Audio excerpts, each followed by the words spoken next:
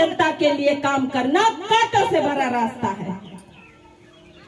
लेकिन हमारा उत्तर प्रदेश, जहां बाबा जी की सरकार है, कोई अस्पताल, सरकारी अस्पताल आपने अच्छा करते हुए देखा है? बताए, दिल से बताए, ईमानदारी से बताना। नहीं है ना? कोई स्कूल या कॉलेज बनाया इन्होंने इतने सालों में? दोबारा सरकार इनकी आ गई, बनाया? क्यों नहीं बनाया? दिल्ली सरकार ने इतने सरकारी स्कूलों को जो खंडर हो चुके थे, जैसे यहाँ है वैसे ही वहां थे, उनको अच्छा क्यों किया?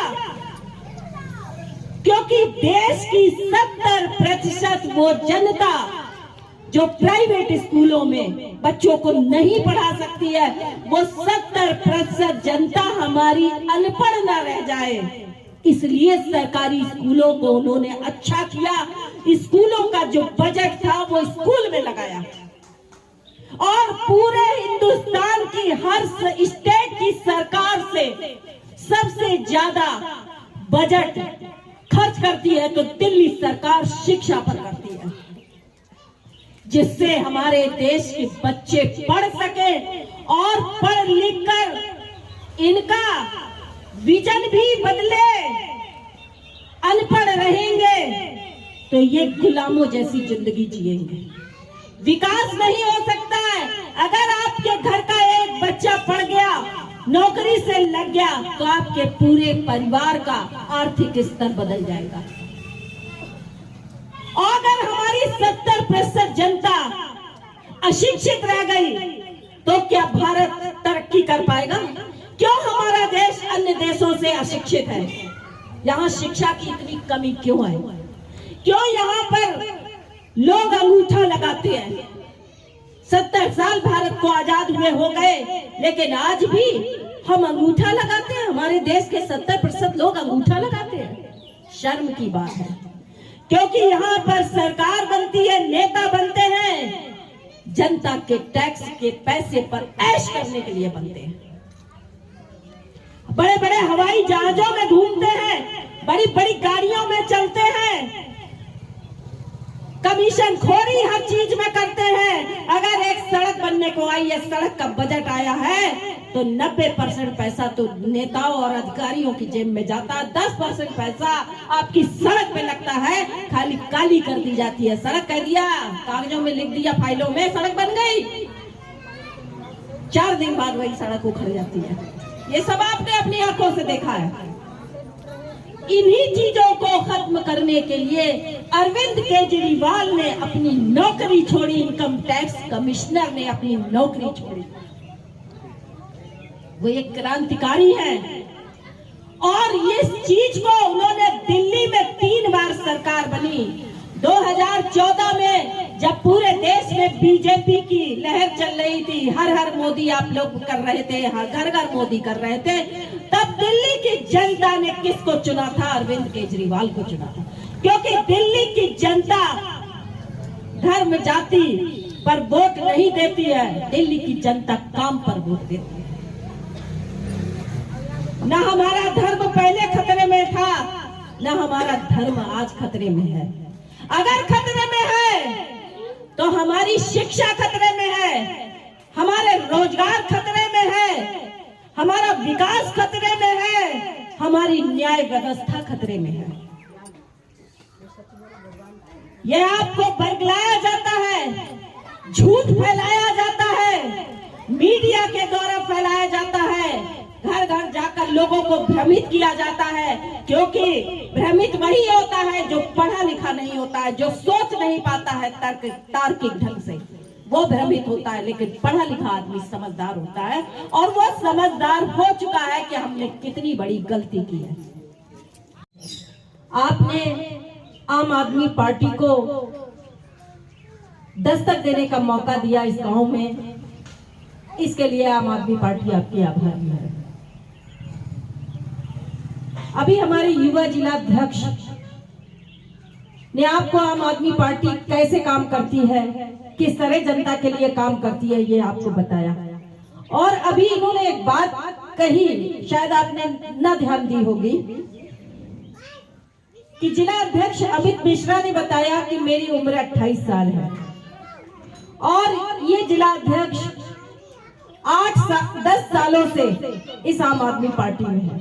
यानी कि 10 साल पहले इस युवा की उम्र क्या रही होगी?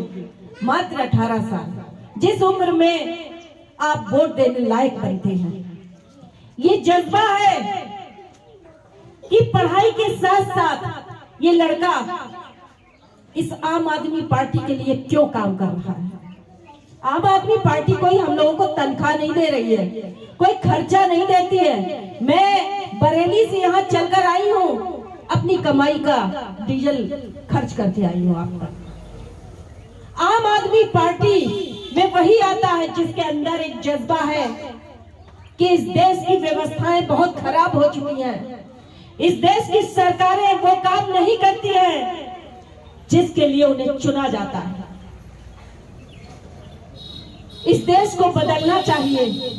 हमारा देश अन्य देशों से क्यों पीछे है? वो जज्बा जो रखता है वो आम आदमी पार्टी में जाता है। मुझे भी 10 साल हो चुके हैं। 2014 से मैं भी आम आदमी पार्टी की एक कार्यकर्ता हूँ।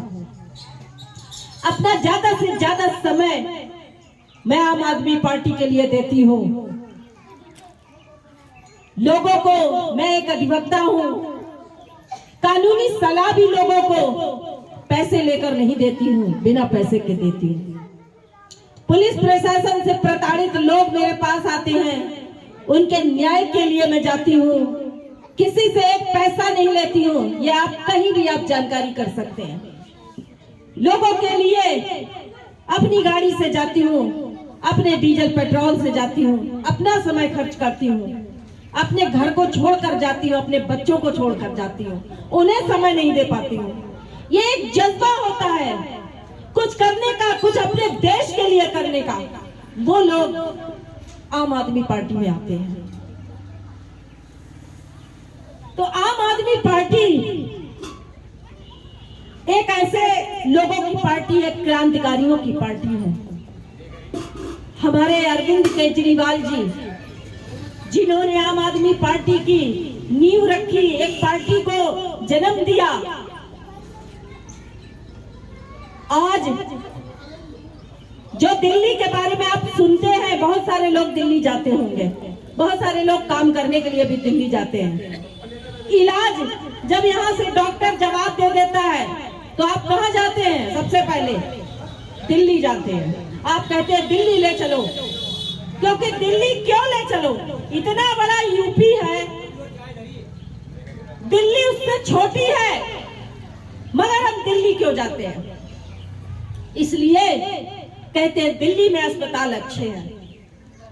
आज 2013 से दिल्ली में आम आदमी पार्टी की सरकार है। आप दिल्ली सरकार के वहां अस्पताल में बिना सिफारिश के आप चले जाइए, आपका तत्काल इलाज होगा। अगर आपको इमरजेंसी की आवश्यकता है तो आप तत्काल बिना सिफारिश के आपको एडमिट किया जाएगा। इसी के लिए तो दिल्ली जाते हैं। आप सवाल आपके दिमाग में ये पैदा होता है कि नहीं कि हमें दिल्ली जाना पड़ता है? हमने भी तो यहाँ एक सरकार चुनी है, वो सरकार हमें ऐसे अस्पताल क्यों नहीं दे रही है? ये सवाल खुद से करिए। ऐसा क्या है कि वहां अस्पताल अच्छे हैं और यहाँ क्यों नहीं अच्छे हैं? जबकि उत्तर प्रदेश एक पूरा स्टेट है, फुल स्टेट है, जिसको पूरी पावर्स है। दिल्ली सरकार को पूरी पावर्स नहीं है। केंद्र शासित प्रदेश है जिस पर आधा कब्जा केंद्र का है, केंद्र सरकार का, यानी मोदी सरकार का। उसके बावजूद भी अरविंद केजरीवाल वहां की जनता के लिए रात दिन अच्छी व्यवस्थाओं के लिए केंद्र सरकार से लड़ रहे हैं, और केंद्र सरकार उनके रास्ते में हर रोज कांटे बो रही है। फिर भी अरविंद केजरीवाल उन कांटों पे चल रहा है। ये ध्यान रखना, दिल्ली सरकार के लिए वो रास्ता जनता के लिए काम। बीजेपी सरकार, आप देख रहे हैं अरविंद केजरीवाल और आम आदमी पार्टी के पीछे क्यों पड़ी हुई है? क्योंकि वो सबसे ज्यादा खतरा उनसे महसूस कर रही है कि ऐसा न हो इस देश की जनता एक दिन प्रखर स्वर में कहने लगे कि बस बहुत हो चुका, अब नहीं चाहिए हमें तुम्हारी सरकार, अब नहीं चाहिए हमें कोई और सरकार, हमें चाहिए सिर्फ आम आदमी पार्टी की सरकार, जिससे हमारे बच्चे पढ़ लिख कर, ये गरीबों के बच्चे पढ़ लिख कर इंजीनियर और डॉक्टर बन सके। ये मांग न करने लगे, इसलिए वो आम आदमी पार्टी पर ग्रहण बन के उतरी हुई है। आज मोदी जी हर रोज सपना देखते हैं कि अरविंद केजरीवाल को कैसे जेल भेजा जाए। हर रोज उनके घर एक ईमानदार के घर ईडी जाती है, समन भेजे जाते हैं, लेकिन ईमानदार आदमी कभी बेईमान से डरता नहीं है। भेजो आप जेल। इससे पहले भी 2014 में अरविंद केजरीवाल को जेल भेजा था 15 दिन के लिए, निकल कर आए। उन्होंने कहा कि मैं जमानत नहीं लूंगा क्योंकि मैंने कोई क्राइम नहीं किया, मैंने कोई अपराध नहीं किया। कोर्ट को उन्हें रिहा करना पड़ा। उसके बाद दिल्ली की जनता ने उनको प्रचंड बहुमत दिया। 70 में से 67 सीटें दी थी दिल्ली की जनता ने। कुछ समझा था दिल्ली की जनता ने, तभी तो दी थी। भूल गए वो कांग्रेस और बीजेपी को, उनकी सरकारें उन्होंने बहुत देख ली। उन्होंने कहा ऐसे क्रांतिकारी को भी मौका देना चाहिए जो हमारे लिए जल गया है। आज वही स्थिति आम आदमी पार्टी की जनता में बढ़ती हुई लोकप्रियता, हर जगह आम आदमी पार्टी की लोग चर्चा करते हैं, अरविंद केजरीवाल की चर्चा करते हैं, दिल्ली के कामों की चर्चा करते हैं, पंजाब के कामों की चर्चा करते हैं। यही बात मोदी जी को पसंद नहीं आ रही है। तो वो सपना देख रहे हैं कि किस तरह आम आदमी पार्टी को खत्म किया जाए। क्यों ना इनके 3 नेता तो हम बेगुनाह जेल में डाल चुके हैं, लेकिन आम आदमी पार्टी फिर भी खत्म नहीं हुई है। तो ऐसा करो, अरविंद केजरीवाल को जेल में डाल दो, जिससे आम आदमी पार्टी जो है पूरी तरह से खत्म हो जाएगी। आप बताओ, क्या अरविंद केजरीवाल को जेल डालने से आम आदमी पार्टी खत्म हो जाएगी? नहीं हो जाएगी, क्योंकि यही काम अंग्रेज करते थे। भगत सिंह जैसे नौजवान को उन्होंने फांसी पर लटका दिया, खुदीराम बोस जैसे 15 साल के लड़के को फांसी पर लटका दिया।